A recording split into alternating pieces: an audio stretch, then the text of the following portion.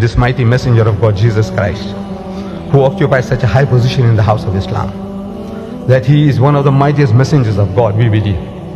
Jesus. We believe in his miraculous birth, which many modern day Christians, including the bishops of the Anglican Church, they don't believe today, but we believe that Jesus Christ was born without a human father. Miracle of God's creation. We believe that he was the Messiah, translated Christ.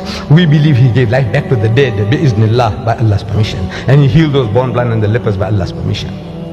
Can't you see? This is our attitude towards this mighty messenger of God. And this mighty messenger of God, Jesus Christ, I don't know if I tell you that his name occurs in this book of mine, our book, the Quran, 500% more time than the name Muhammad. Did you know that? You Muslims, do you know that the name Jesus occurs in our book 500% more times than the name Muhammad? Did you know that? Did you know that? Not likely. 500% more times. Jesus, son of Mary, Ibn Maryam, Isa ibn Maryam. Muhammad is supposed to have written this book. It is alleged that he wrote the book. Amazing. This author himself, he keeps himself out of the book. And he promotes Jesus.